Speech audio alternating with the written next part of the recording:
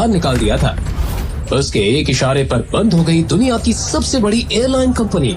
इस मामूली सड़क छाप घर जमाई से अपनी बेटी का तलाक करवाना चाहती थी एक सास, कैसे एक झटके में उसी फटीचर घर जमाई ने गिफ्ट की दुनिया की सबसे महंगी कार अपनी बीवी को।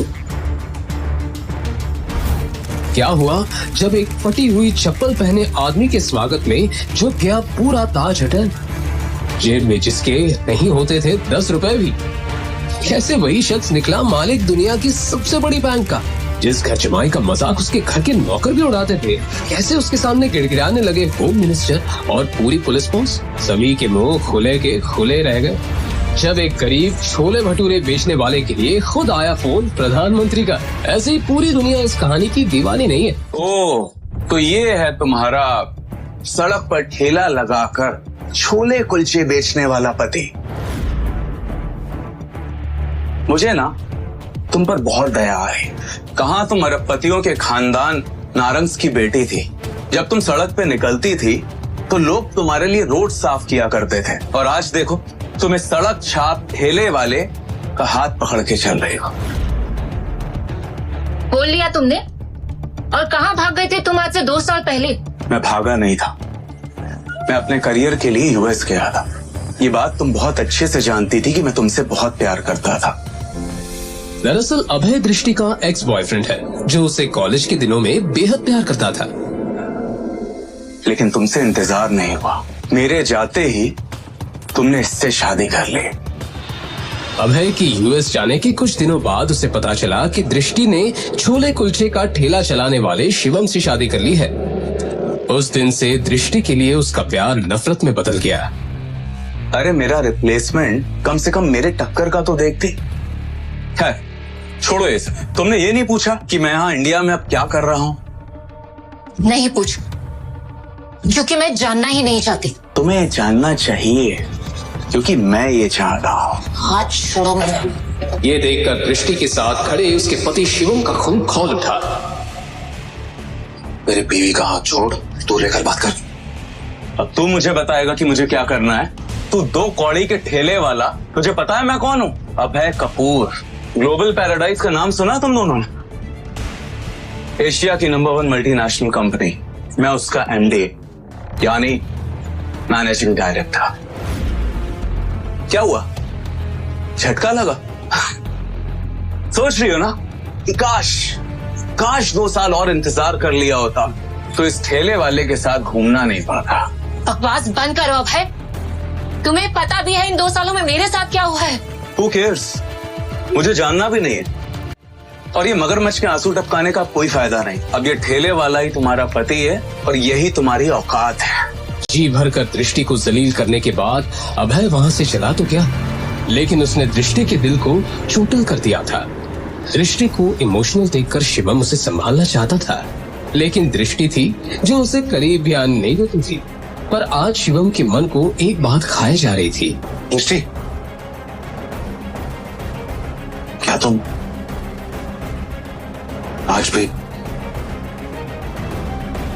वैसे प्यार करती? आज तो तुमने पूछ लिया, मगर अगली बार अपनी औकात में रहकर मुझसे कोई सवाल पूछना। मैं तुम्हें सिर्फ और सिर्फ अपने दादाजी की वजह से छेड़ रही हूँ। अगर मेरे हाथ में होता ना तो 1 मिनट में तुम्हें अपनी जिंदगी से निकालकर बाहर फेंक देती। चुप हो जाओ, एक शब्द मत निकालना अपनी जुबान से। तुम्हारी वजह से मेरी ये हालत है कि मैं 1-1 रुपए के लिए तरस रही हूँ, वरना नारंग मेंशन में क्या क्या ऐशो आराम नहीं थे मेरे लिए।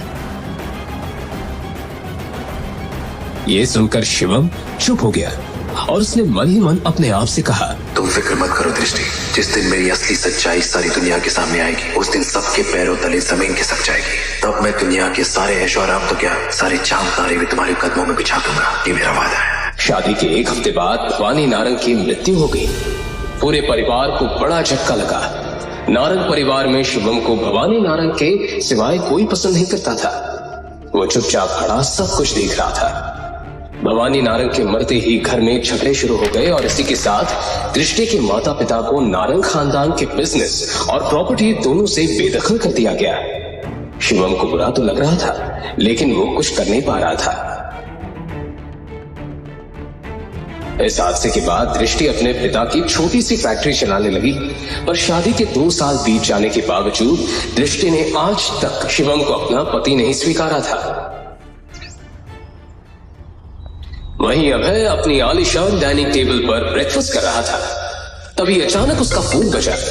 उसने कॉल रिसीव किया और किसी से बात करते हुए गुस्से से चिल्ला उठा, What the hell? मेरे बैंक अकाउंट और कार्ड कैसे ब्लॉक हो सकते हैं? तुम्हें पता है आज मुझे कितनी इंपॉर्टेंट डील क्रैक करनी थी और कंपनी के एसेट्स के लिए मुझे इन्वेस्टमेंट करना था। तुम्हारे बेकार सिस्टम की वजह से ना सब खराब हो गया।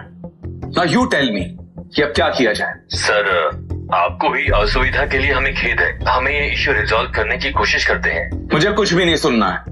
कल तक अगर ये सब ठीक नहीं हुआ ना तो मुझसे बुरा कोई भी नहीं होगा। ये बोलकर अभय ने गुस्से में फोन काट दिया। यस यस मिस्टर प्रदीप, मैं बस पहुंच ही गई हूँ।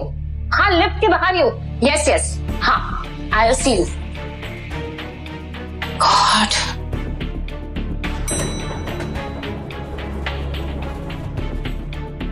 ऋषि, तुम इतनी सुबह सुबह मेरी सोसाइटी में?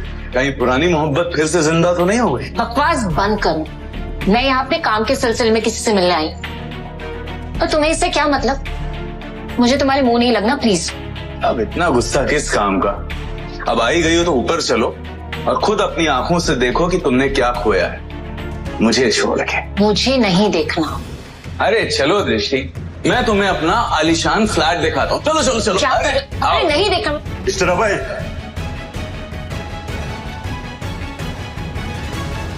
मिस्टर अभय, आपको हाउसिंग कंपनी से नोटिस देना है।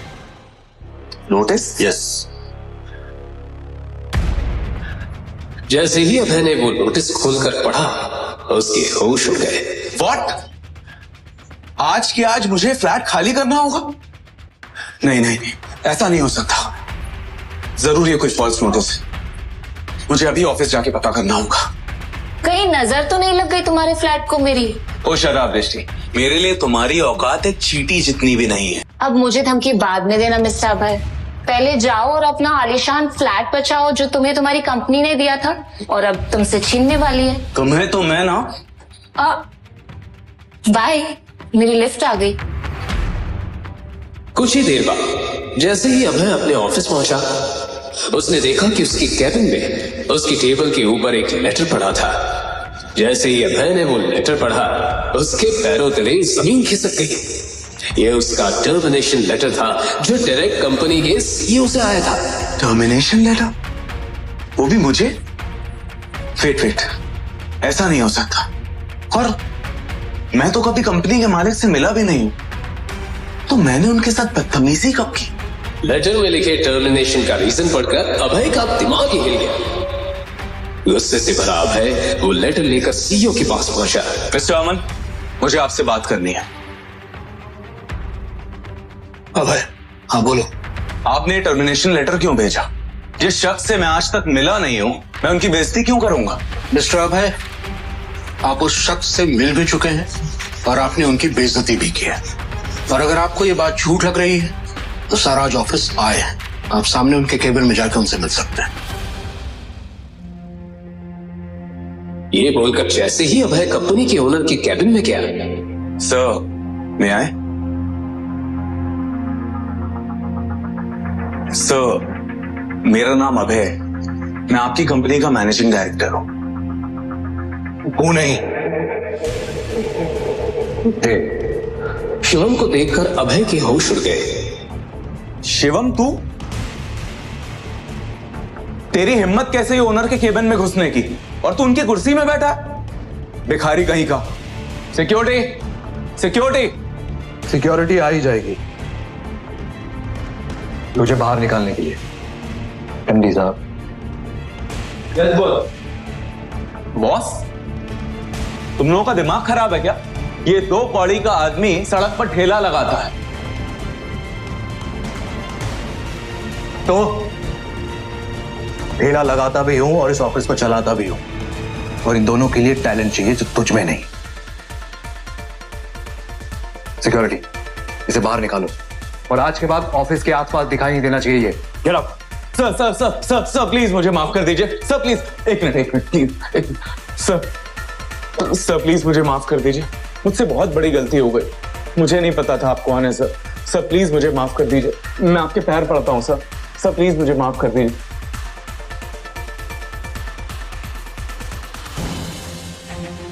इंसान की पहचान उसकी औकात से होती है, यही कहा था ना तूने मेरी बीवी को। अब ये ठेले वाला ही तुम्हारा पति है और यही तुम्हारी औकात है।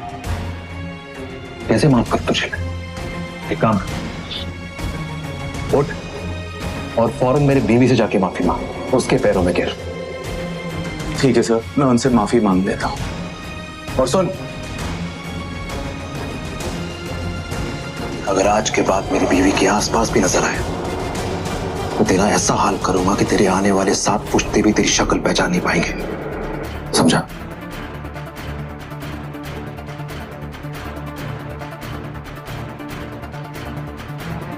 और हाँ, एक और बात,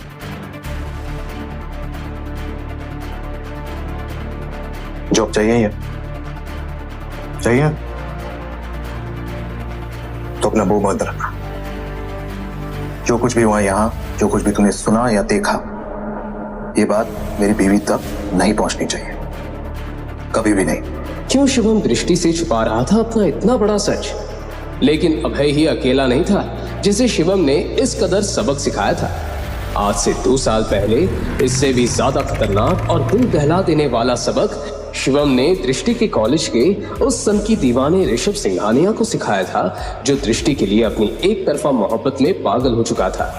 ऋषभ दिल्ली का मशहूर बिजनेसमैन सिंघानिया इंडस्ट्रीज के मालिक का बेटा था, इसलिए कॉलेज में सब उससे डरते थे। ऋषभ सिंघानिया अमीर बाप की बिगड़ैल औलाद था, जो कई बार जेल जा चुका था, लेकिन फिर भी वो अपनी हरकतों से बाज नहीं आया था, क्योंकि पैसे और पावर के बलबूते पर वो हर बार आसानी से बाहर आ जाता था। एक दिन दृष्टि अपने दोस्त के साथ कैंटीन में पहुंची ही थी कि तभी अचानक। क्या बदतमीजी है, पागल हो गए हो क्या? पागल? वैसे ये बताओ, कल रात को मेरे मैसेज का रिप्लाई क्यों नहीं किया? हाँ? तुम्हें पता है ना? तुम्हें समझ में नहीं आता, मैं तुमसे प्यार नहीं करती हूँ, मैं सिर्फ और सिर्फ अभय से प्यार करती हूँ। ओह माय गॉड, लगता है तुम्हें पता नहीं है।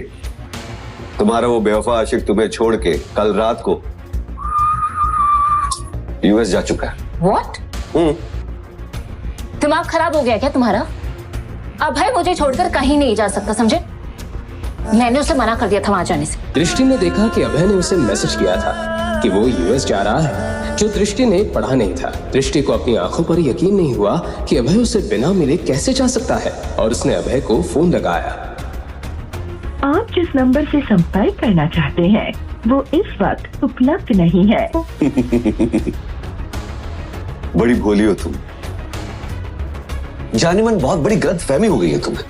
जिस अभय की तुम गुणगान गा रही हो ना, वो तुम्हें दूध में पड़ी मक्खी के तरह निकाल कर यूएस जा चुका है। अरे उसे भी सक्सेस चाहिए था लाइफ में, बहुत सारा पैसा चाहिए था उसे। कब तक तुम्हारे साथ टाइम पास करता? उस गरीब की फूटी किस्मत पे किसी की निगाह पड़ी होगी और बहुत बड़ा मौका दे दिया होगा तो गया। ऋषभ की बातें दृष्टि को तीर की तरह चुभ रही थी। खैर छोड़ो, मैं तुमसे आज ही शादी करने को तैयार। दृष्टि ने उसे एक जोर से थप्पड़ जड़ दिया। कैंटीन के सभी लोगों के सामने ऋषभ की पहली बार इतनी बेइज्जती हुई थी। मैं तुमसे प्यार नहीं करती, और खबरदार जो मुझे छूने की कोशिश भी की ना, तो बहुत अकड़ है ना तुझमें, दृष्टि नारंग। मैं तेरा वो हाल करूंगा ना कि तू अपना ये खूबसूरत शक्ल किसी को दिखाने के लायक नहीं रहेगी। ये चाटा जो तूने मुझे मारा है, इसकी बहुत भारी कीमत चुकानी पड़ेगी। और तेरी ये अकड़ अपने जूते के नीचे कुचल ना दी ना मैंने, तो मेरा भी नाम ऋषभ सिंघानिया नहीं।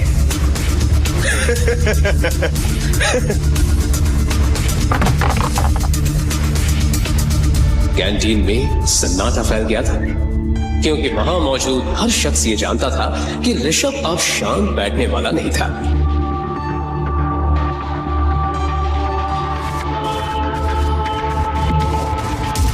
आखिर ऐसा क्या करने वाला था ऋषभ?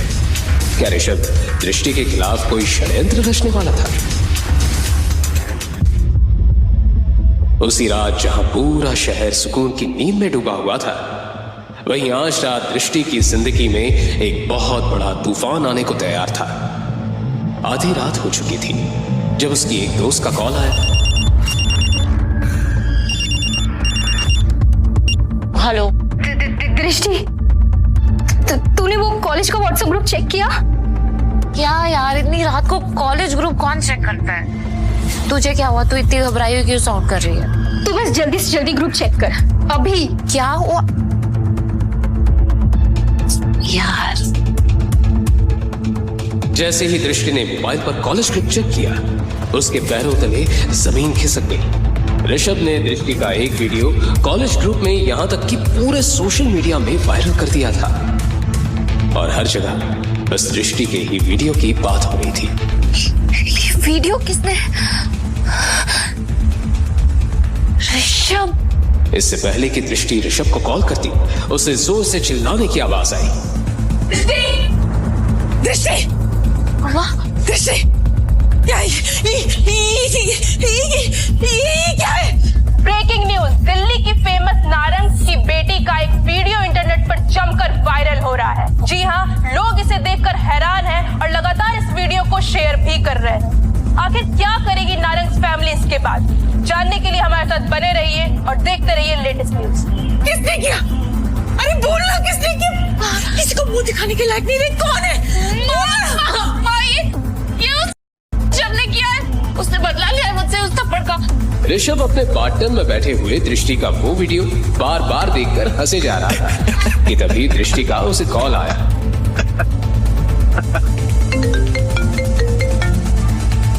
ऋषभ, तुमने क्या किया ये कॉलेज ग्रुप पे? तो तुमने देख लिया? तो बताओ कैसा लगा मेरा सरप्राइज? फाइनली तुम्हारा कॉल आ ही गया। पता है कितनी बेताबी से मैं तुम्हारा इस कॉल का इंतजार करता था। मुझे यकीन था कि मेरी दृष्टि मुझे जरूर फोन करेगी, मगर नहीं, तुम्हें तो मेरी कदर ही नहीं। अब इश्क का जुनून हद से बढ़ चुका है माय डार्लिंग। Shut up! तुम ये सब कैसे कर सकते हो?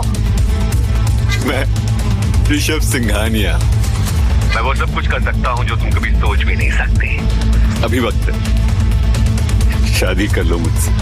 लिसन, तुम अगर दुनिया के आखिरी लड़के भी होगे ना, तो भी मैं तुमसे शादी कभी नहीं करूंगी। दृष्टि की ये बात सुनकर ऋषभ जोर जोर से हंसने लगा। वहीं दूसरी तरफ उसकी मां का रो रो कर बुरा हाल हो रहा था।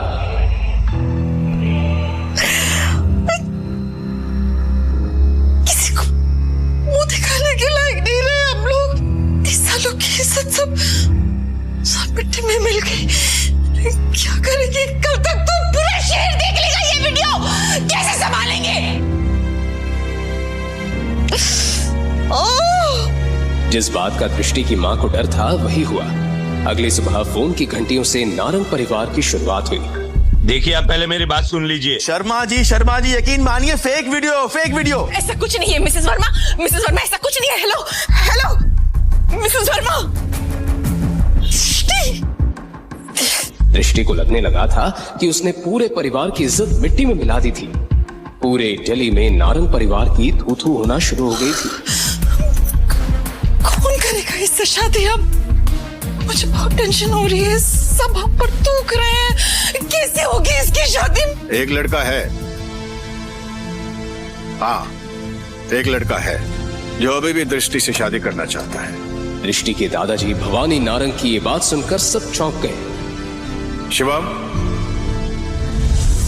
वो लड़का जैसे ही अंदर आया, सब उसे घूर घूर कर देखने लगे।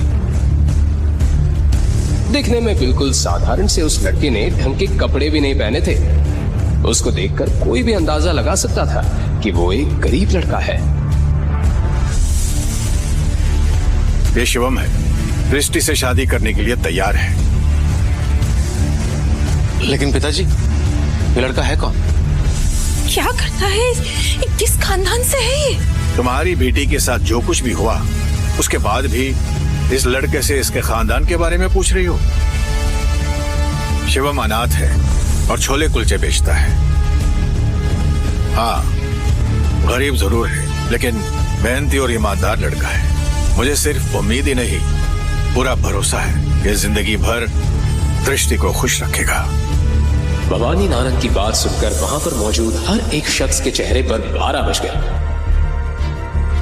किसी को यकीन नहीं हो रहा था कि भवानी नारंग अपनी लाडली पोती की शादी एक साधारण से गरीब छोले कुलचे बेचने वाले लड़के से करवा रहे हैं। मगर बदले में किसी की सवाल करने की हिम्मत नहीं हुई, क्योंकि फिलहाल जो हालात थे उसमें दृष्टि की शादी होनी सचमुच मुश्किल थी। लेकिन दादू मैं एक ठेला लगाने वाले से कैसे शादी कर सकती हूँ? माँ प्लीज आप एक बार मुझे ऋषभ से बात करने दीजिए। आई प्रॉमिस मैं सब ठीक कर दूंगी। क्या ठीक कर दोगी तुम? कॉल किया था ना तुमने उसे, कुछ हुआ?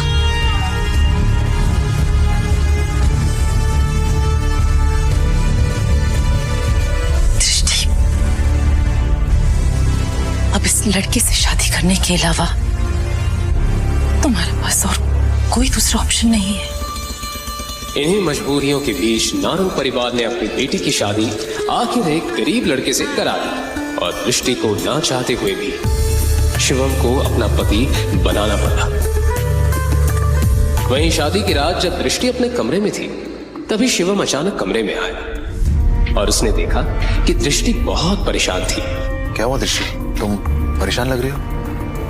देखो, मुझे तुमसे कोई बात नहीं करनी। भले हम पति पत्नी जरूर बन गए हैं, लेकिन हमारे बीच ऐसा कोई रिश्ता नहीं होगा।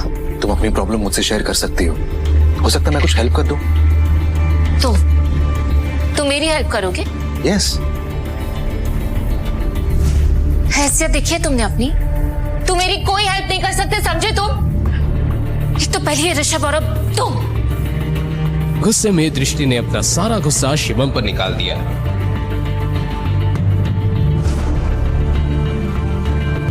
शिवम ने फोन उठाकर देखा तो वो हैरान हो गया, क्योंकि पूरे इंटरनेट में अभी भी दृष्टि का वो वीडियो वायरल हो रहा था। फिर उसके बाद जो हुआ वो कोई सोच भी नहीं सकता।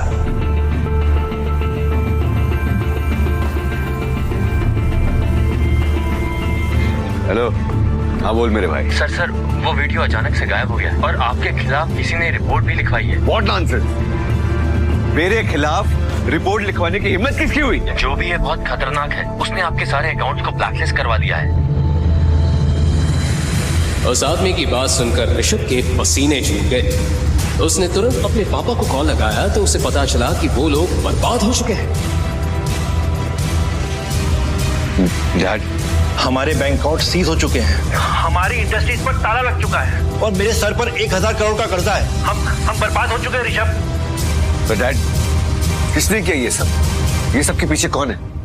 लेकिन उसके बाद जब ऋषभ को ये पता चला कि ये सब किसने किया है, तो वो सुनकर ऋषभ के पैरों तले जमीन खिसक गई।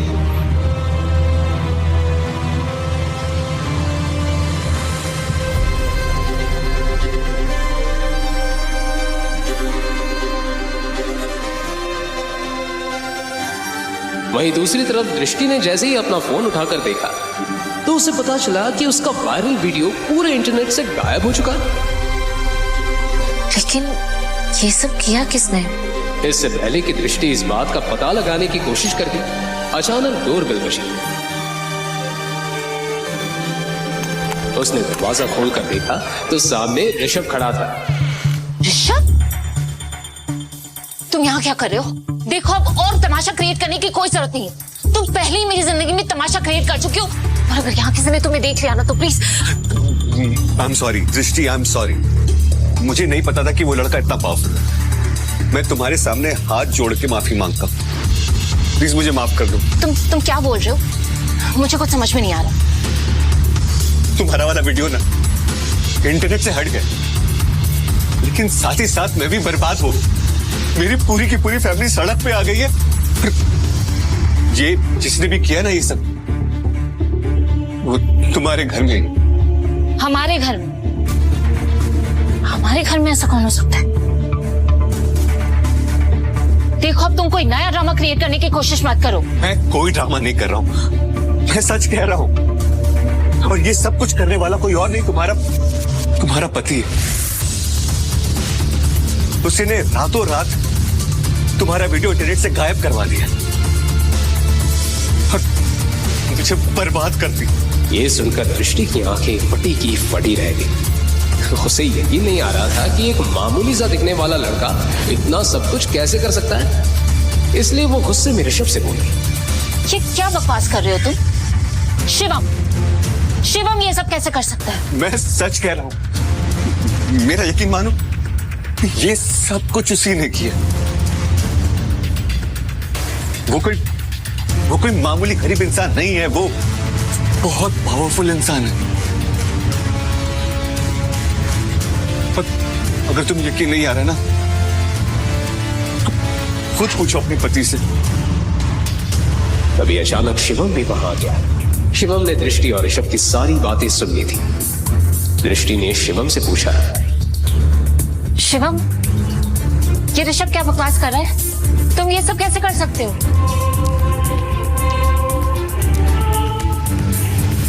लेकिन बदले में शिवम ने कोई जवाब नहीं दिया और उसके चेहरे पर एक हल्की सी मुस्कुराहट फैल